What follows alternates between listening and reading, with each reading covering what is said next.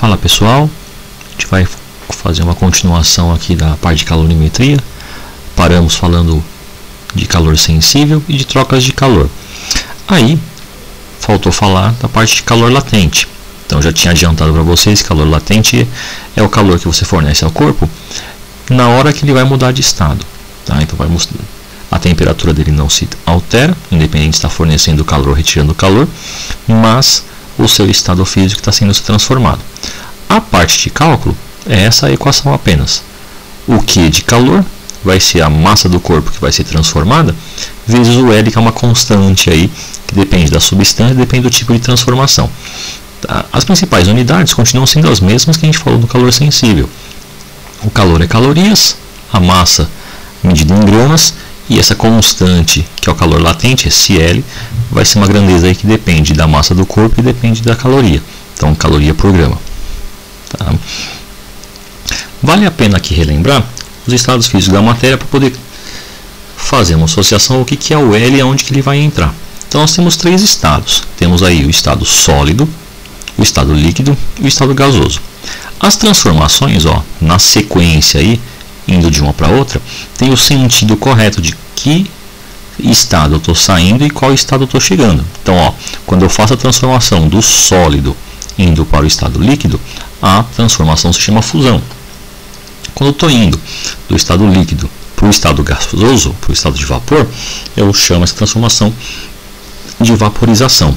No sentido contrário, indo do sentido do gasoso ao líquido, eu tenho aí a condensação. E quando eu vou do líquido para o sólido, tenho solidificação. Aqui eu fiz duas retas diferentes, uma indo da esquerda para a direita, a outra indo da direita para a esquerda, e com cores diferentes, só para associar aquela ideia de que calor pode ser positivo, calor negativo, dependendo de se eu estou fornecendo ou retirando calor. No caso da mudança de fase, se eu estiver indo do sólido em sentido ao líquido e do líquido em sentido ao gasoso, eu tenho que o calor é positivo, eu tenho que injetar calor no corpo para fazer a transformação. E se eu estiver indo no sentido contrário, do gasoso para o líquido ou do líquido para o sólido, eu tenho que retirar calor do corpo, e aí eu teria o calor como sendo negativo. Tá? Aí detalhe, o calor latente, ele cuida apenas desse valor de transformação. E aí eu tenho assim, para dois estados seguidos, no caso sólido e líquido, eu tenho uma transformação de ida ou uma transformação de volta. Em questão do L, que seria a constante, aparece exatamente isso. Eu tenho que o L de fusão, ou seja, a constante que me fala quanto eu vou precisar de energia para fundir o certo corpo, vai ser o mesmo valor da constante de solidificação, que seria o sentido contrário. Mas, por ser sentido contrário, eu tenho um sinal de menos aí para poder garantir que eu estou retirando o calor do corpo. Tá? Mesma coisa se eu estiver indo falar da vaporização e da condensação. Vaporização seria um valor que eu tenho que fornecer de energia, seria positivo, enquanto que a condensação eu teria que retirar calor do corpo, um valor negativo. O sinal não aparece na massa, mas aparece no L. Então os dois L's da vaporização e da condensação têm o mesmo valor numérico. A diferença é no sinal, devido aí ao sentido de transformação que eu estou fazendo. É importante falar aqui no esquema de calor latente que poucas vezes ele vai vir sozinho num exercício. Geralmente vai vir misturado com o calor sensível, onde tem mudança de temperatura. E também vira e mexe vai aparecer alguma coisa relacionada com a água.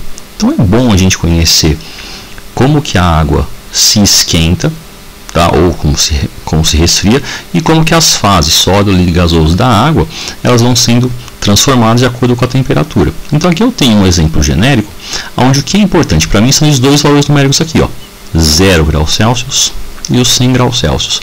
No 0 graus Celsius eu tenho aí a fusão do gelo, quando o gelo está virando líquido, enquanto que nos 100 graus Celsius eu tenho aí um momento onde a água líquida está virando vapor de água. Então aparece aqui no meu gráfico, aqui em vermelho, uns dois patamares. Esses patamares aqui, que estão horizontais, eles são as regiões que acontece mudança de estado, que é onde você vai estar usando a fórmula do calor latente, que é o Q igual a M vezes L. Nas demais, onde a linha está inclinada, ó, nessas outras três regiões, eu tenho que usar a equação de calor sensível, tá? Que é o MC delta T. Lembrando que aquela constante de calor sensível, o Czinho, vai ser diferente de acordo com o estado físico que eu tiver. Então, o C do gás é uma coisa, o C do líquido é outra coisa, o C do sólido é outra coisa, para todo tipo de substância. Tá? Então, aqui é legal você entender como que funciona esse gráfico, para a água, decorar esses valores também, e quando chegar no exercício, a primeira coisa que você tem que fazer é se localizar nesse gráfico. Então, o que temos de regiões? Ó? Abaixo do zero, temperaturas negativas. A água está no estado sólido, é o gelo. Tá? Entre 0 graus Celsius e 100 graus Celsius, o que eu tenho? Eu tenho a fase líquida, onde a água está na fase líquida, e acima dos 100 graus Celsius, eu tenho um momento onde a água está na forma de vapor, então eu tenho o vapor da água. Só que exatamente no 0 graus Celsius e no 100 graus Celsius, eu tenho transformações. Então aparece para mim duas fases ao mesmo tempo, só que a temperatura não se altera. Então eu fico travado, por exemplo, no 0 graus Celsius, e aí eu tenho sólido líquido no caso da água. Então eu tenho uma pedrinha de gelo, onde ela vai ficando cada vez menor, e uma pocinha de água que vai ficando cada vez maior. Tá? É a água, no caso aí, recebendo calor, e aí a forma sólida dela vai sendo transformada na forma líquida. Então eu tenho água em forma sólida, que é o gelo, aparecendo aí a água depois na forma líquida. Tá? Aqui acontece a mesma coisa. Na parte dos 100 graus Celsius, eu tenho a água borbulhando, tá? E aí aquela fumacinha saindo do recipiente. Essa fumacinha é o vapor de água e os dois estão na mesma temperatura. Tá? Então essa curva que aparece aqui, completa, aparece dessa maneira. Sempre vai ter 5 posições. 3 inclinadas, tá? E 2 horizontais, onde estou representando temperatura num eixo, calor no outro. Tá? Então sempre quando aparecer um exercício, a primeira coisa que tem que fazer, tentar se localizar para saber que cálculo que você faz. Nem sempre vai ser apenas o cálculo do M vezes L. Às vezes vai estar acompanhado do MC delta T. Aí, esse assunto de calor geralmente está associado com outros assuntos também. Então eu coloquei aqui como se fosse uma página de lembrete, mas é meio que uma observação. Então eu tenho associação com outros conteúdos, então outras partes da física que não seja termologia. Então a parte de potência, ela vai aparecer para a gente aí com uma certa frequência, tá? Então eu tenho que potência, já tinha comentado nas aulas uma certa vez, que muitas vezes no cotidiano a gente confunde a potência falando que é energia, mas na verdade ela é meio que um parente, um fator de transferência. Então eu coloquei aqui em parênteses o que a potência vai ter que significar para a gente, que ela vai ser uma transferência de energia, e essa energia pode ter um fator em forma de calor aí. Então, por definição, tem isso aqui. A potência é uma relação, uma divisão entre energia, que eu coloquei em forma de calor, dividido pelo tempo. Então tem um ΔT aqui, faltou só a barrinha de fração. E alguém que tumultua nesse tipo de equação, porque ele pode fazer uma mistureba geral para vocês. Então aqui eu tenho, ó, esse aqui que é o calor, pode ser qualquer um dos três que a gente já estudou. Calor sensível com MC ΔT, calor sensível com capacidade térmica, ou agora que a gente acabou de falar de calor latente, M vezes L. Então todas essas equações podem entrar no lugar do Qzão sozinhas, ou pode aparecer em forma de soma. Tá? E aí eles dão uma relação aí de quanto você está fornecendo de energia em forma de potência, né? E vendo quanto que de calor está sendo gerado conforme o tempo está passando. Só que só isso aqui nem sempre é suficiente. Às vezes o cara gosta de colocar para você uma questão mais elaborada e pode pegar, por exemplo, um ramo da elétrica, e dependendo do material, pode ser que esse assunto de termologia, de forma de calor, ainda não foi dado junto à parte de eletricidade, ou vai vir mais para frente, ou acabou já indo um pouco mais para trás e vocês acabam esquecendo o que é. Então aqui eu coloco só um lembrete do que a potência pode ser, tá? E essas três fórmulas de potência são potências de forma elétrica. Tá? Então eu tenho um U vezes um I, que você pode não saber o que é agora, mas na legenda eu vou colocar o que significa e, por enquanto, somente saber o que é isso está valendo. Tá? Então tem um U quadrado sobre um R, um I quadrado sobre o R. Então quem que é quem aqui? Ó? O P é de potência, a unidade oficial é o watt, representado por W. Esse U que aparece tanto nessa primeira equação quanto na segunda é chamado de diferença de potencial. No dia a dia você vai escutar muitas pessoas falando sobre voltagem, falar quantos volts tem uma tomada, quantos volts você tem que colocar um aparelho. E esse é o valor que aparece para a gente nas formulinhas como sendo U. Tá? Vai ser em volts a medição dele. Outra coisa que pode aparecer é corrente elétrica, que no dia a dia a gente acaba falando a palavra amperagem, falar quanto que é a amperagem desse fusível, quanto que é a amperagem que esse aparelho aguenta. Então amperagem está vindo aí da unidade de corrente elétrica, que é o ampere, um A maiúsculo. Tá? E quando a gente aprende eletricidade, quando tiver estudando eletricidade, tem uma grandeza chamada resistência elétrica, que é uma aproximação para tudo quanto é tipo de aparelho, representada pela letra R, aí medido com essa unidade aqui, que é uma letra grega parecendo uma ferradura, letra grega ômega, mas a gente lê ela como sendo ohms. Então aqui eu tenho, ó, o ΔT minúsculo, para completar as sequências de legenda, que é um intervalo de tempo, que também, obrigatoriamente, para casar as unidades, tem que trabalhar com segundos, quando estou fazendo exercícios que misturam eletricidade. Tá? Já devo ter passado uma vez, mas eu coloco novamente. Quando eu junto essa fórmula de potência, ó, P de potência, Q de calor, ΔT de tempo. Na formulinha aparecendo aqui uma tabela, eu tenho trincas de unidades.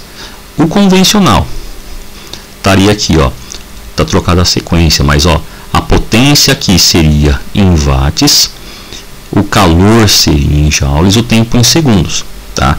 Aí eu teria essa sequenciazinha que é o que a gente vai estar usando nos próximos exercícios. Ou também calorias para calor, tempo em segundos, e a unidade não teria uma unidade específica, estaria fazendo uma relação de calorias por segundo. Mesma coisa aqui, se o calor tiver em calorias, o tempo em minutos, eu teria aqui uma potência de calorias por minuto. Tá? Então aqui o que tem que tomar cuidado é essa tabela de unidades para essa fórmula, tá? E quando tiver exercício de eletricidade, essa trinca de fórmulas que aparece aqui, essas três fórmulas, cada letrinha tem um significado que por enquanto a gente não sabe certinho o que é, porque não tivemos aula de elétrica, ou pode ser que tenha tido há muito tempo e já tenha esquecido. O importante é lembrar o que significa cada uma das coisas na formulinha. Então lembrar que o U seria uma voltagem, tá? Unidade de volt, enquanto que o I seria uma corrente elétrica, medida em amperes. E o tempo que aparece aqui na fórmula tem que ser em segundos. Tá? Com isso, vamos ver como é que esse negócio funciona, como que os exercícios aparecem para a gente poder resolver. Tanto os exercícios que aparecem potência misturada com calor latente, ou aquelas que aparecem potência, calor latente, eletricidade e calor sensível. Tá? Num primeiro exemplo, ó, num sistema adiabático de capacidade térmica desprezível, existe um bloco de gelo de massa 100 gramas a menos 20 graus Celsius. No interior desse sistema é colocada uma fonte térmica de potência constante igual a 300 calorias por minuto. Quanto tempo essa fonte levará para obter 100 gramas de água a 30 graus Celsius? E aqui aparece dados de constantes para a gente. Calor específico do gelo, latente de fusão do gelo e calor específico da água. Então aqui a primeira coisinha, ó, eu tenho 100 gramas de gelo que estão a menos 20 graus Celsius. E eu vou ter que, depois do aquecimento, ver ou reparar que vai ter 100 gramas de água a 30 graus Celsius. O que muita gente confunde, que tem que fazer uma conta só envolvendo o menos 20 com o mais 30. Mas aí está errado. Você tem que lembrar de como que é a curva da água. Então aqui eu tenho um pedaço dela que eu tenho assim, ó. Começa o aquecimento com menos 20, conforme vai aquecendo, a temperatura vai subindo, mas quando chega no 0 graus Celsius, a temperatura para de subir. Aparece para mim um patamar de mudança de estado. Enquanto tiver gelo nesse sistema, a água não vai esquentar, então vai ficar travada a temperatura no zero. Quando a pedra de gelo desaparecer e sobrar só água na forma líquida, ela começa a esquentar a partir do 0 e vai até os 30, que é o que o enunciado pede para a gente. Então aqui eu tenho 3 tipos de calores diferentes. Eu tenho o que eu chamei de Q1, o que eu chamei de Q2 e o que eu chamei de Q3. O meu Q1 é calor sensível, mas é o calor sensível que envolve o gelo. O Q2 é o calor latente, onde tem que fazer a continha com o calor latente de fusão do gelo. Enquanto que o Q3 volta a ser um calor sensível, só que é um calor sensível que eu estou na fase da água agora. Então eu tenho que fazer os cálculos separados. Então o Q1 é o MC ΔT, só que o C do gelo. Ponho os valores e eu chego num valor de Q1 de 1000 calorias. Coloco lá, Q2 é o patamar onde eu vou fazer M vezes L. São as mesmas massas, a mesma massa de 100 gramas, só que agora minha constante é 1,80. É esse 80 que apareceu aqui. Multipliquei, me dá 8.000 calorias. Quando eu vou calcular o meu Q3, volta a ser a conta do calor sensível. Só que agora, o meu C não é mais o C do gelo, é o C da água. Eu estou na fase líquida, acima do 0 graus Celsius. Então, meu Czinho agora vai se tornar 1. Substituo os valores, resolvo, e dá 3.000 calorias. Então, aqui eu tenho o gasto energético. A questão quer saber quanto tempo a minha fonte térmica tem que ficar funcionando. Envolver o tempo, tem que trabalhar com potência. Então, eu tenho potência sendo calor pelo tempo. O tempo eu quero calcular. Minha potência, uma unidade estranha, 300 calorias por minuto. Não preciso transformar, porque o enunciado não pediu nada em especial. Então, coloquei o 300 na potência. No meu calor, eu coloco a soma dos 3. 1.000 com 8.000 com 3.000. Me deu os 12.000 aqui. E o ΔT fica sendo a minha variável. Multiplicando em cruz e isolando, chego aí que o ΔT são 40 minutos. Então, esse sistema funcionando durante 40 minutos, esquenta o gelo de menos 20, derrete o gelo e a água que ficou, ela é aquecida até 30 graus Celsius. Segundo exemplo, onde aparece agora eletricidade. Um chuveiro funciona sob uma diferença de potencial de 220 volts e é atravessado por uma corrente elétrica de 10 amperes. Qual a variação de temperatura da água ao passar pelo chuveiro com uma vazão de 0,022 litros por segundo? Aí tem umas constantes aqui, 1 caloria 4 joules, cada espécie d'água como sendo 1 caloria por grama grau Celsius, e densidade da água como sendo 1 kg por litro. Então aqui é um problema agora que está de novo envolvendo o tempo, onde eu tenho potência, calor para aquecer a água e o tempo que demora o sistema. Só que o enunciado está meio bagunçado, tem muita coisinha aí misturada que a gente tem que dar uma acertada. Então, primeira coisinha, eu sei que esse calor da minha fórmula de potência vai ser substituída por MC ΔT, onde o M vai ser a massa da água, o C é o calor da água e o ΔT é a variação de temperatura, tá? Que é o que eu quero descobrir nesse enunciado, nesse problema quanto que vale. Se eu for pegar os dados, tá, vai ver que está faltando algumas coisinhas, tem que dar uma adaptada. Então aqui, a questão fala que a vazão dessa torneira, essa vazão desse chuveiro, é de 0,022 litros por segundo. Então o que isso significa? Teve gente que já me perguntou que tem uma fórmula diferente aqui. Não tem necessidade de saber essa outra fórmula, só pensa nisso aqui. Se é 0,022 litros por segundo, significa que em um segundo está passando aí por esse chuveiro 0,022 litros. E como a densidade da água é 1 kg por litro, significa então tem 220 gramas de água, mas isso em um segundo. Então nessa fórmula aqui, eu já sei que esse M que tem aqui é 220, enquanto que esse ΔT que aparece aqui vai ser 1. E esse Czinho é alguma coisinha aí desses valores daqui, que logo eu falo quanto vai ser. Só que eu não tenho a potência, que preciso para terminar a conta. Como é um problema que envolve eletricidade, então, potência, diferença de potencial, que é o U, vezes a minha corrente elétrica, que é o I. Os dois valores eu tenho, 220 e o 10. Substituo, resolvo. Potência do meu chuveiro, 2.200 watts. Tendo isso, substituo na fórmula da potência, com o seguinte cuidado. Esse Czinho é o C da água. foi dado para a gente como sendo 1. Só que ao usar potência em watts, o meu calor tem que ser em joules. E aí em joules entra essa proporção, ó. 1 caloria, 4 joules. Se eu tenho que o Czinho da água é 1 caloria por grama grau Celsius, então eu posso escrever que é a mesma coisa que 4 joules grama grau Celsius. Então, em vez de colocar o 1 no C, eu coloco o 4. E aí, ao multiplicar e isolar o ΔT, eu chego em 2,5 graus Celsius. Então, esse é o aquecimento que a água sofre ao passar por esse chuveiro. Então, aqui eu misturei, ó, eletricidade, para saber quanto que é a potência, abri a fórmula do calor, no sentido de saber a variação de temperatura. Então, juntei dois conceitos diferentes numa mesma questão. Tá? E aqui, essa é uma questãozinha meio chata, que envolve balanço energético. Tá? Então, dá uma olhada no enunciado. Um corpo metálico de massa 1 kg, a 240 graus Celsius, é colocado num calorímetro de capacidade térmica desprezível, contendo uma mistura de gelo e água puros. O gráfico abaixo mostra a variação da temperatura dos corpos em função das quantidades de calor trocadas por eles. Dá os dados para você, de calor latente, fusão, calor sensível da água, e pede duas coisas. Primeira coisa que pede, calor específico sensível, ou seja, Czinho, do corpo metálico. E item B, a massa de água líquida que havia no começo da mistura. Então aqui qual que é o cuidado? Ó?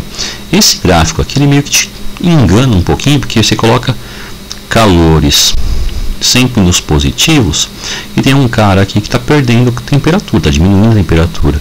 O certo seria que nesse eixo aqui tivesse colocado uma barrinha de módulo, porque esse que está baixando a temperatura tem calor negativo, enquanto que esse que está mudando de fase e subindo a temperatura tem calor positivo. Mas isso aqui é só um rigor matemático extra para ficar mais organizado. Tá? Então aqui eu tenho, ó, nesse patamar, água e gelo misturado. Aqui, ó, nesse aquecimento, se eu já estou fora do 0 graus Celsius, já não tenho mais gelo, então só tenho água na forma líquida. E aqui eu tenho o corpo sólido metálico diminuindo a temperatura porque está perdendo calor. Tá? Vou colocar o gráfico aqui em cima para a gente poder resolver as coisas separadamente. O item A pede para a gente para calcular calor sensível do corpo metálico. Então vou usar essa linha aqui, que eu tenho de informações. Temperatura final como 40, inicial 240 e o calor, ó, que ele perdeu é do começo do gráfico até essa ponta aqui, 6.000 calorias. E como eu disse, você tem aí calor negativo. Estou perdendo calor, coloca um menos no 6.000. Ah, e se não colocar? Você vai ficar meio desesperado aí, porque a variação de temperatura vai dar negativa e o seu Czinho no final pode dar negativo. Tá? E ele não vai, e ele por ser uma constante não pode dar negativo. Então, fazendo as continhas, substituindo os valores, envolvendo, você vai chegar aqui o Czinho desse metal, 0,03 calorias por grama grau Celsius. Então, esse item A, tranquilo, só usar a matéria que a gente já tinha feito anteriormente. Onde começa a complicar é agora. A questão pede para você quanto tem de água no começo do processo. Então, aqui você tem as informações meio misturadas. Ó. Então, a gente vai começar a calcular quanto que eu tenho de gelo. Para saber quanto tenho de gelo, vou usar, ó, Q igual a ml, calor latente. Eu sei que esse patamar aqui, ó, é o gelo derretendo. Então, para o gelo derreter, eu preciso fornecer 2.000 calorias. Então, no valor do Qzão, ponho os 2.000. No L, eu ponho 80. E o M que sobrou para calcular é a massa de gelo que eu tenho que vai derreter. Quando eu calculo, me dá 25 gramas. Só que aí eu vou fazer o seguinte. Esqueço por enquanto esse 25, vou fazer agora essa parte, ó, do aquecimento da água. Então eu tenho, ó, a água saindo de 0 graus Celsius e chegando até 40 graus Celsius. Nesse processo, ó, eu estou gastando 4.000 calorias. Eu começo aqui, ó, nos 2.000, termino aqui nos 6.000. Então eu tenho uma variação de calor que são de 4.000 calorias só para aquecer. A massa de água, eu vou colocar aqui como sendo uma massa total, uma massa finalzinha aí do que eu tenho. calor específico vai ser 1, que agora estou na fase líquida, e aí vai ser a temperatura, final menos inicial. Eu chego aí numa massa de 100 gramas. Só que essas 100 gramas que apareceu aqui é o total. Não posso esquecer que ao iniciar aqui, ó, quando eu tinha o meu patamar, eu tinha uma mistura de água com gelo. E eu sei quanto de gelo eu tenho. Então vai ficar uma coisa assim, ó. A massa de água inicial com a minha massa de gelo vai dar essa massa total que eu calculei. Eu tenho os 25 gramas de gelo e os 100 gramas de água total. Quando eu faço a conta, descubro que no início eu tinha 75 gramas de água. Tá? Então aqui é um problema que eu tenho corpos perdendo calor e corpos recebendo, mas que eu acabo não trabalhando na mesma situação que a gente fazia com o calor sensível, de somar tudo igual a zero. A gente vai fazendo por etapas, porque o exercício pede isso para a gente separadamente. Tá? Mas existem problemas onde tem que fazer o cálculo da soma dos calores. E aí alguns já me perguntaram os problemas mais simples, aí eu trouxe esse um pouco mais complicado. Tá? O enunciado parece simples, mas é o que ele fala. Um pedaço de 100 gramas de gelo, inicialmente a temperatura de menos 30 graus Celsius, é imerso em 400 gramas de água, cuja temperatura é de 25 graus Celsius. A mistura é agitada até que um estado final de equilíbrio seja alcançado. Supondo que não haja troca de energia térmica entre o sistema e o recipiente, qual a temperatura final de equilíbrio? Então aqui, ó, é interessante a gente espalhar as temperaturas iniciais que tem e não esquecer que aqui tem uma mudança de fase. Eu tenho, ó, 30 graus Celsius negativo, o gelo. Tenho 25 graus Celsius, a água. E entre esses dois aqui, ó, eu sei que o gelo pode derreter e ele derrete em 0 graus Celsius. Como eu estou procurando a minha temperatura de equilíbrio, então eu vou supor um caminho onde a temperatura de equilíbrio aconteça aqui, ó, em 0 graus Celsius, mas que o gelo tenha derretido. Então, para isso acontecer, o gelo tem que esquentar e tem que derreter. Repara na ponta da flecha que eu estou desenhando, que as pontas das flechas têm que se encontrar. Então, ó, esse encontro aqui é uma coisinha meio sutil para você não se perder em quem que é a temperatura inicial, quem que é final na hora de fazer as contas. Então, eu vou calcular separado, ó, quem que é o Q1, quem que é o Q2, quem que é o Q3. Fiz em cores diferentes para não errar as massas também.